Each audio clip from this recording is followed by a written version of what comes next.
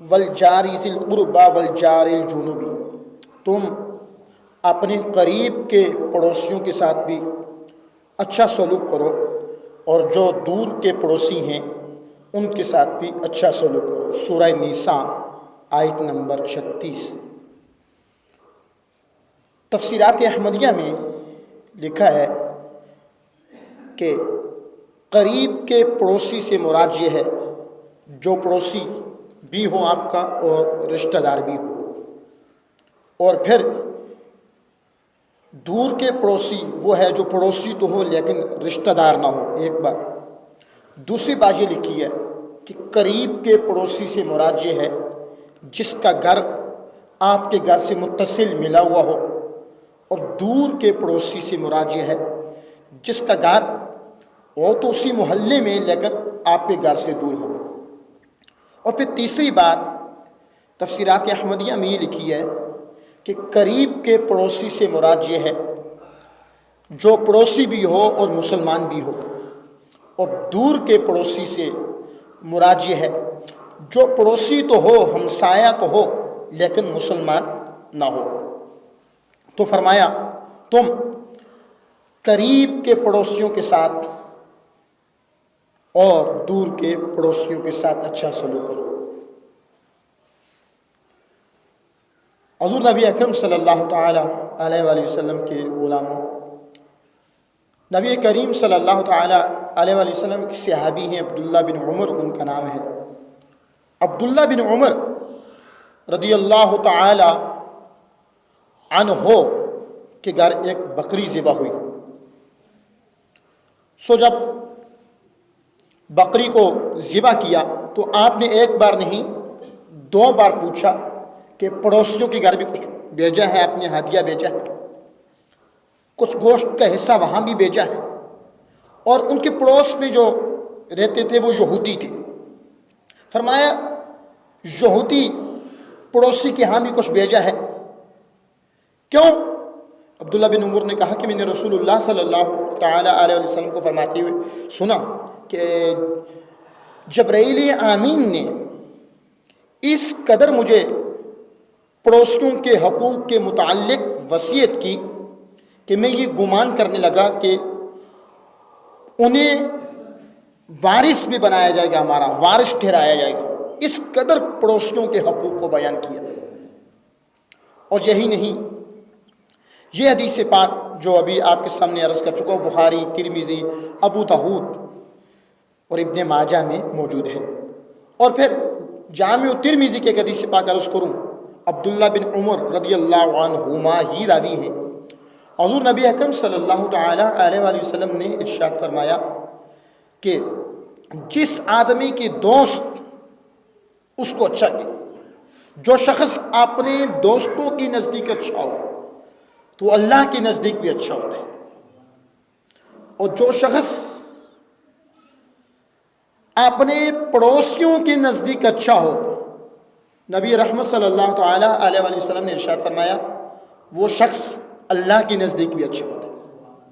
دوستوں اور پڑوسیوں کو پتہ ہوتا ہے کہ یہ آدمی، یہ شخص کیسا ہے۔ فرمایا جو آدمی دوستوں کے نزدیک اچھا ہو وہ اللہ کے نزدیک بھی اچھا ہوتا ہے، اور جو آدمی اپنے پڑوسیوں کے نزدیک اچھا ہو وہ اللہ کے نزدیک بھی اچھا ہوتا ہے۔ اور صحیح بخاری کی ایک اور حدیث پاک عرض کرتا ہوں، حضرت عائشہ صدیقہ زوجہ رسول ام المومنین رضی اللہ تعالی عنہا نے آقا دو جہاں صلی اللہ تعالی علیہ وآلہ وسلم سے پوچھا کہ یا رسول اللہ، جب میں تحفہ دوں، کچھ دوں، تو میرے گھر کے قریب میرے 2 پڑوسی ہیں، میں ابتدا کس سے کروں؟ میں کچھ دوں تو ابتدا کس سے کروں؟ رسول اکرم صلی اللہ تعالی علیہ وآلہ وسلم نے ارشاد فرمایا جس کا دروازہ تمہارے دروازے سے زیادہ قریب ہے تم اس سے ابتدا کرو۔ عائشہ صدیقہ نے کہا یا رسول اللہ، میرے 2 پڑوسی ہیں، میں کچھ ہدیہ دوں، کچھ تحفہ دوں، کچھ ان کی مدد کرنا چاہوں تو ابتدا کس سے کروں؟ رسول اکرم صلی اللہ تعالی علیہ وآلہ وسلم نے ارشاد فرمایا جس کا دروازہ تمہارے دروازے سے زیادہ قریب ہے تم اس سے اپنے تحفے کی ابتدا کرو۔ اور ایک اور صحابی رضی اللہ عنہ حضور نبی اکرم صلی اللہ تعالیٰ علیہ وآلہ وسلم کی بارگاہ میں حاضر ہوئے. معجم کبیر میں یہ حدیث پاک موجود ہے. اور حاضر ہو کے عرض کرنے لگے یا رسول اللہ میرے پڑوسی کے ہمسائے کے مجھ پر کیا حقوق ہے؟ آپ سب کو بھی پتہ ہونی چاہیے. ہر ایک پڑوس والا ہے, ہر ایک کے گھر کے ساتھ جو گھر ہے وہ اس کے پڑوسی کے گھر ہے. تو آپ کو یہ معلوم ہونی چاہیے. صحابی رسول نے پوچھا یا رسول اللہ میرے پڑوسی کے, میرے ہمسائے کے مجھ پر کیا حقوق ہے؟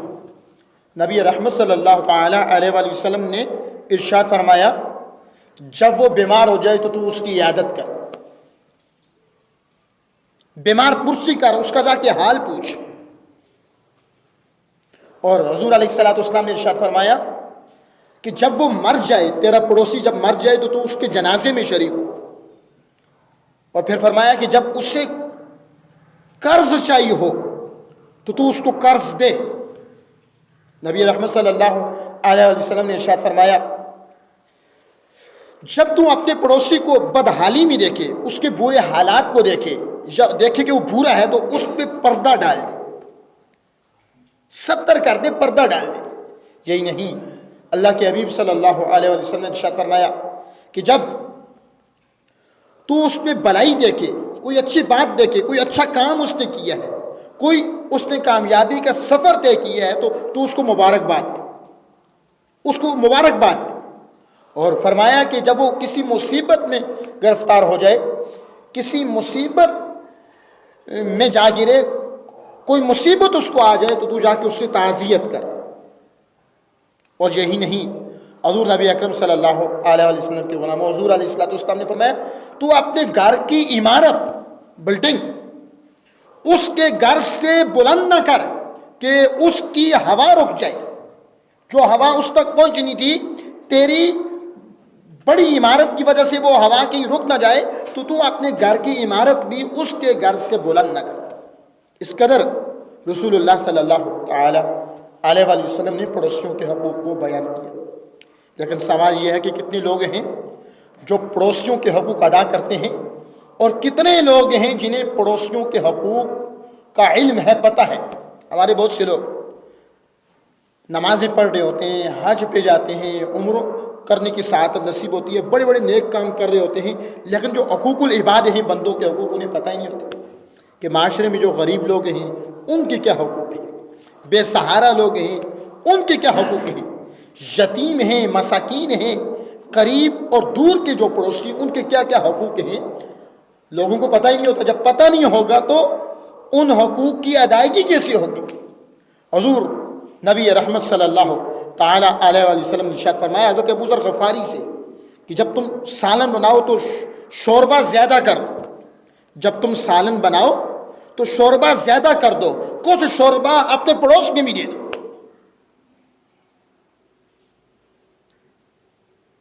تو یہاں تک علماء نے فرمایا کہ جب تم میوے لاؤ, فروٹ لاؤ, کوئی میٹھی چیز لاؤ, اپنے پڑوس میں بھی کچھ نہ کچھ دے دو.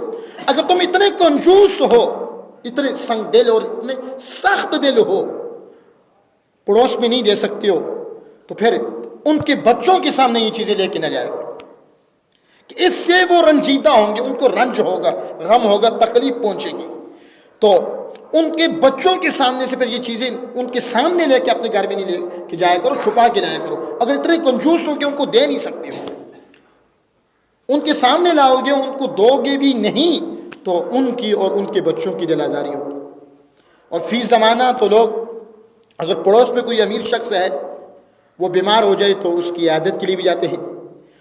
کوئی معمولی سی مشکل پیش آ جائے تو وہ بھی حل کرانے کی کوشش کر رہے ہوتے ہیں, اور اس کی تکالیف میں بھی شریک ہوتے ہیں.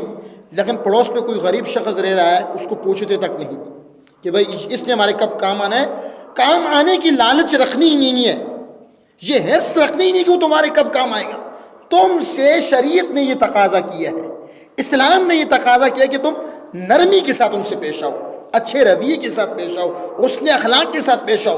ان کو قرض چاہیے تو قرض دو, وہ مدد مانگے تو ان کی مدد کرو, ان کے عیوب عیب دیکھو تو ان پہ پردہ ڈال دو, ان کی تکالیف دیکھو مصیبتوں میں انہیں دیکھو تو ان سے تعزیت کرو.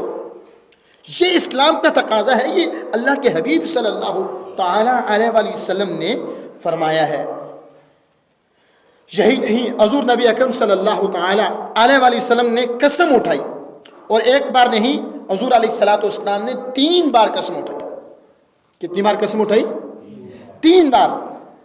آپ صلی اللہ تعالی علیہ وسلم نے ارشاد فرمایا, خدا کی قسم وہ شخص مومن نہیں, خدا کی قسم وہ شخص مومن نہیں, خدا کی قسم وہ شخص مومن نہیں. عرض کیا یا رسول اللہ کون آدمی مومن نہیں؟ اللہ کے حبیب صلی اللہ تعالی علیہ وسلم نے ارشاد فرمایا, جس کا پڑوسی, جس کا ہمسایہ اس کی ایذا رسانی اور تکلیف سے محفوظ نہ ہو. فرمایا جس کی تکلیف اور ایذا رسانی سے اس کا پڑوسی محفوظ نہ ہو وہ شخص مومن ہی نہیں ہے. آج کتنے لوگ ہیں جن کے پڑوسی ان کی تکلیف سے اور ایذا رسانی سے محفوظ ہیں.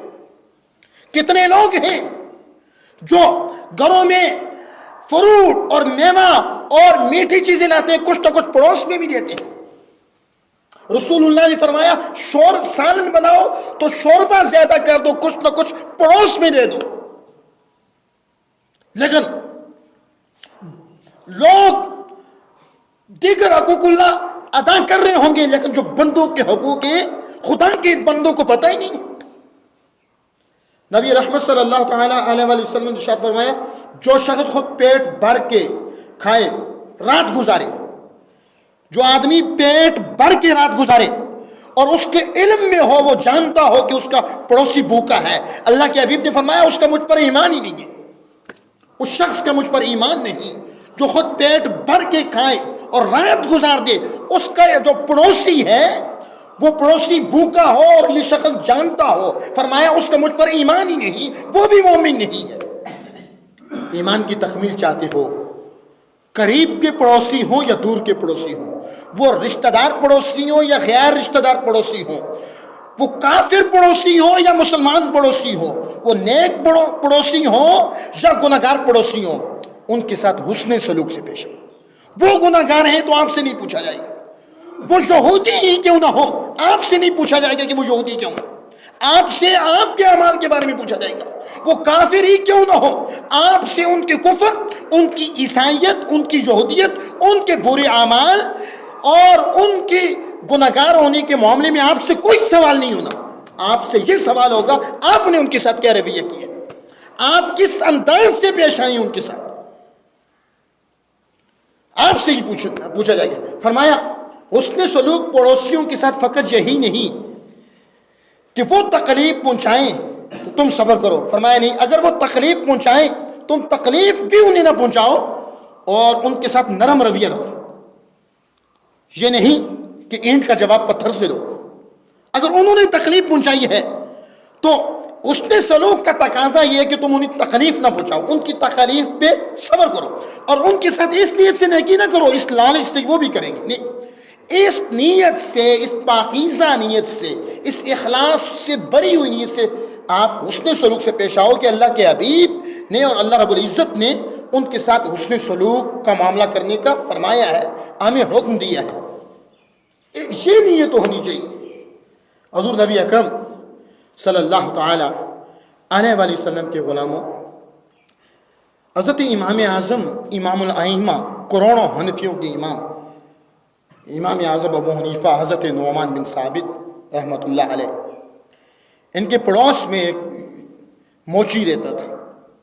ان کے پڑوس میں ایک موچی رہتا تھا جو دن بھر کام کرتا اور رات کو شراب پی کے شور وغیرہ کیا کرتا. یہ ایک بہت بڑے امام تھے, امام الائمہ فی الفقہ و امام الائمہ فی الحدیث. تو یہ رات کو نوافل پڑھتے تھے, مطالعہ کرتے تھے, کتب کو پڑھتے تھے. تو اس موچی کے شور کی وجہ سے ان کے معاملات میں بڑا خلل پڑتا تھا. ایک عرصہ گزر گیا کہ وہ شور شرابہ کرتا رہتا, اور امام اعظم ابو حنیفہ رحمۃ اللہ علیہ نے کبھی بھی اس کی گرفت نہ کی, کبھی شکوہ بھی نہ کیا کہ تو کیوں شور شرابہ کرتا ہے. ایک رات ایسا ہوا کہ اس کے شور شرابے کی آواز نہ آئی امام اعظم ابو حنیفہ کو. آپ نے اطمینان سے آپ نے تمام اوراد و وظائف اور نوافل ادا کیے اور کتب کا اطمینان قلب کے ساتھ مطالعہ فرمایا. صبح پوچھا کہ آج رات کو اس موچی کی شور شرابے کی آواز سنائی نہیں دی گی، کہاں ہے وہ؟ جواب دیا کہ اس کو پولیس کے لوگ آئے اور گرفتار کر کے لے گئے. اس کے شراب کی وجہ سے، شور شرابی کی وجہ سے، اس بدماشی کی وجہ سے قانون نافذ کرنے والے ادارے آئے اور لے کے چلے گئے. حضرت امام اعظم ابو حنیفہ سوار ہوئے سواری پر اور آپ دربار پہ پہنچ گئے. اگرچہ آپ بادشاہوں کے درباروں پہ جایا نہیں کرتے تھے، قاضی بننے کی پیشکش کی آپ نے، وہ بھی جو ہے اس کو بھی مسترد رد کر دیا، لیکن یہ اپنے ایک پڑوسی کی وجہ سے. اور کس پڑوسی کی وجہ سے؟ وہ پڑوسی جو روزانہ رات کو شور شرابہ کر کے آپ کے معمولات میں خلل ڈالا کرتا تھا، آپ کو ڈسٹرب کرتا تھا. وہاں گئے اور خلیفہ وقت نے حکم دیا کہ ان کی لگام کو شاہی فرش تک تھامے رکھا جائے اور ان کو سواری سے نہ اتارا جائے. آپ وہاں شاہی فرش تک پہنچے تو خلیفہ وقت نے کہا کیا حکم ہے؟ امام اعظم ابو حنیفہ امام الائمہ فی الحدیث آپ رحمۃ اللہ علیہ نے فرمایا کہ میرے پڑوس میں ایک موچی رہتا ہے اور قانون نافذ کرنے والے ادارے گئے اور اس کو گرفتار کر کے لے آئیں، اس کو چھوڑانے کے لیے میں آ گیا ہوں. تو حاکم وقت نے یہ اعلان کیا کہ اس موچی کو چھوڑ دیا جائے، وہ کتنا برا ہی کیوں نہ ہو، اس کو چھوڑانے کے لیے امام اعظم ابو حنیفہ آ گئے. کروڑوں حنفیوں کے امام، تاجدار کائنات کا کلمہ پڑھنے والوں، اس کو چھوڑ دیا. اور جس دن اس موچی کو گرفتار کیا تھا اس دن اور بھی جتنے لوگ گرفتار ہوئے ان سب کو بھی چھوڑ دیا. چھوڑانے کے لیے امام اعظم چلے گئے. تو جب وہ پڑوسی امام اعظم ابو حنیفہ کے ساتھ واپس آنے لگا تو آپ نے پوچھا کہ کیا ہم نے کبھی تمہیں تکلیف پہنچائی؟ کہا نہیں، میں آپ کو تکلیف پہنچاتا رہا، آپ نے تو میری مدد کی. اور ہمیشہ کے لیے وہ موچی، وہ شرارتی پڑوسی جرائم سے تائب ہو کے سیدھا سادہ ایک مسلمان بن گیا. تو وہ کس قدر شرارتی تھا، کس قدر شور شرابہ کر کے امام اعظم کو تکلیف پہنچاتا تھا. لیکن آپ کا حسن سلوک دیکھیں، جب اس کو پولیس گرفتار کر کے لے گی، آپ نے کہا جیسا بھی ہے لیکن میرا پڑوسی ہے، تو پڑوسی ہونے کی رعایت کرتے ہوئے آپ اس کو چھڑانے کے لیے چلے گئے. کون نہیں جانتا عبداللہ بن مبارک کو؟ عبداللہ بن مبارک وہ جب وہ کوفہ میں گئے اپنا ایک قلم واپس کرنے کے لیے کسی سے قلم ادھار لے لیا تھا، اور ادھر عبداللہ بن مبارک کے عبداللہ بن مبارک سے کچھ وقت پہلے خلیفہ وقت عباسی خلیفہ کوفہ کے ایک شہر میں پہنچ گیا. اور جب وہ اپنے گھر سے باہر نکلا تو سینکڑوں لوگ اس کو دیکھنے کے لیے آ گئے. وہ بڑا خوش ہوا کہ لوگ مجھ سے اتنی محبت کرتے ہیں. حاکم وقت سے جب لوگ محبت کا اظہار کریں تو وہ بھی خوش ہو جاتا ہے. لیکن اچانک اس نے دیکھا کہ ایک سفید امامے والے، سفید داڑھی والے بزرگ نظر آئے اور لوگ خلیفہ وقت کو چھوڑ کے ان کی طرف دوڑ رہے. اس خلیفہ کی کنیز نے وہاں کی ایک مقامی کنیز سے پوچھا کہ یہ کون ہے کہ لوگ خلیفہ وقت کو چھوڑ کر بے رخی کر کے اس سفید امامے والے جو بزرگ ہیں ان کی طرف دوڑ رہے ہیں. اس مقامی کنیز نے کہا کہ انہیں عبداللہ بن مبارک کہتے ہیں، یہ بہت بڑے فقیہ اعظم اور یہ امیر المومنین ہیں. کہا امیر المومنین تو خلیفہ وقت ہے. کہا وہ تو ایک سلطنت کے سربراہ ہیں، یہ حدیث میں امیر المومنین ہیں. اس کنیز نے کہا ہاں واقعتاً یہی اصل سلطنت ہے. تو عبداللہ بن مبارک کا ایک پڑوسی تھا، وہ بھی یہودی تھا. وہ جب بیمار ہوتا تو آپ ایک دن میں ایک بار نہیں 3 بار اس کی عیادت کے لیے جاتے تھے. آپ سے میں سوال کروں کوئی بیمار ہو جائے آپ کتنی بار عیادت کے لیے جائیں گے؟ مشکل یہ جواب آئے گا کہ ایک بار جاتے ہیں، جبکہ بیمار کی عیادت کرنا اس کے حدیث میں بڑی فضیلت بیان کی گئی. تو خیر اس طرف نہیں جاؤں گا. ایک دن میں 3 بار عبداللہ بن مبارک اس یہودی کی عیادت کے لیے جاتے. گھر میں کچھ پکاتے خود بعد میں کھاتے، پہلے اس یہودی کو دیتے. کچھ لاتے تو ابتدا اس یہودی سے کرتے، اس کے عمل اور اس کے مذہب اور اس کے مکتب کو نہ دیکھا، فقط یہ دیکھا کہ وہ پڑوس میں رہتا ہے. اور میں تفسیرات احمدیہ کے والے سے آپ کو بتا چکا ہوں کہ قریب اور دور کے پڑوسی کی نوعیت کیا ہے. فقط یہ دیکھا کہ یہ پڑوس میں رہتا ہے، اگرچہ رشتہ دار بھی نہیں ہے، مذہب بھی اس کا اور ہے، تو اس کو میوہ جات بھی دیتے، پھل لاتے تو اس کو پہلے دیتے، کوئی کپڑا لاتے تو وہ اس کو دیتے، وہ بیمار ہوتا تو 3 بار اس کی عیادت کرتے. ایک دفعہ اس پڑوسی نے اس مکان کو بیچنے کا ارادہ کیا، اور اس زمانے میں اچھا مکان، بہترین مکان. آپ کو سمجھ آ رہی ہے سمجھ یا نہیں؟ ایک دفعہ اچھا اس زمانے میں مکان کی قیمت، اچھے مکان کی قیمت 1000 دینار ہوا کرتی تھی. کتنی ہوا کرتی تھی؟ 1000 دینار. اچھا سے اچھا مکان، اچھا سے اچھا بنگلہ، حویلی. تو اس یہودی نے اپنے مکان کو جب بیچنے کا ارادہ کیا تو اس نے قیمت بولی لگائی 2000. کتنی لگائی؟ لوگوں نے اعتراض کیا کہ شہر میں اچھا سے اچھا مکان، اچھا سے اچھا گھر، اچھا سے اچھا بنگلہ، کوٹھی 1000 دینار، 900 دینار، 800 دینار میں تقریباً مل جاتے ہیں، اور تم نے 2000 دینار اس کی قیمت کیوں لگائی؟ اس یہودی کا جواب بڑا خوبصورت تھا. اگرچہ وہ یہودی تھا، اس کا مذہب اور تھا، لیکن جواب بڑا خوبصورت تھا. اس نے کہا مکان کی قیمت 1000 ہے، 1000 اس لیے اور زیادہ لے رہا ہوں، پڑوس میں عبداللہ بن مبارک رہتے، پڑوس میں ایسا شخص رہتا ہے، ایسا اللہ کا ولی رہتا ہے.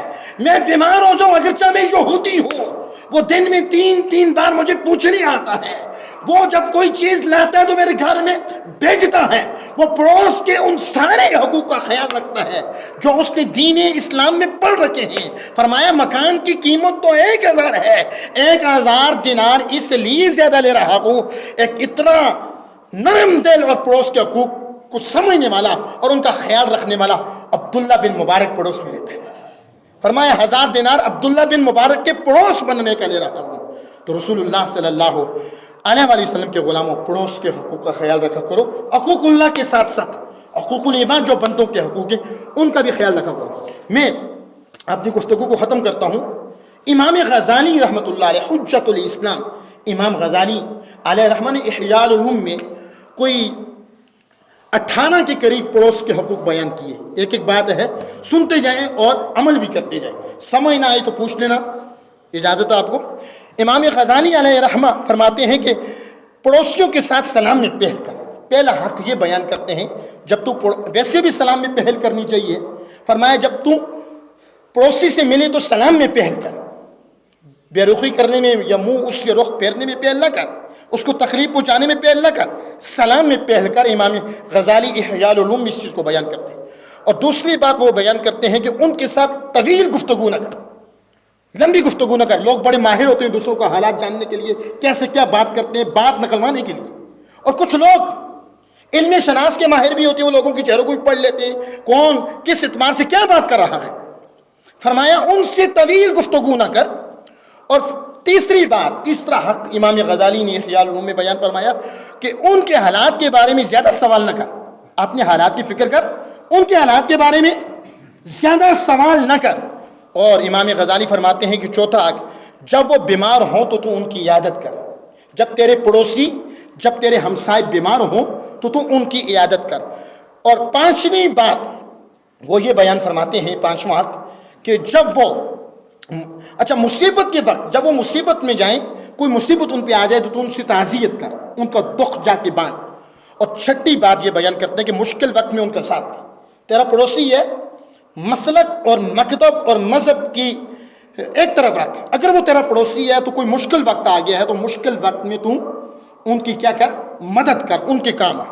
اور ساتویں بات یہ بیان کرتے ہیں کہ خوشی میں ان کو مبارکباد دے. حسد نہ کر، ان سے بخل نہ کر، حسد نہ کر.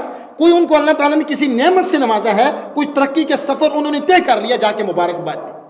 اس حوالے سے بخل سے کام نہ لے. اور آٹھویں بات وہ یہ بیان کرتے ہیں کہ ان کی غلطیوں کو معاف کر دیں. غلطی انسان سے ہوتی ہے، انبیاء اور فرشتے غلطیوں سے پاک معصوم عن الخطا ہیں. باقی ہر انسان سے غلطی کا احتمال ممکن ہے، ہوتی ہے. اگرچہ وہ اولیاء ہی کیوں نہ ہو، علماء ہی کیوں نہ ہو، مشائخ ہی کیوں نہ ہو، عام لوگ کیوں نہ ہو، نیک لوگ ہی کیوں نہ ہو، ان سے غلطیاں ہوتی ہیں. تو فرمایا ان کی غلطیاں معاف کر دے. ان کی غلطیوں کو تو دیکھتا تو انہیں کیا کر دے، معاف کر دے.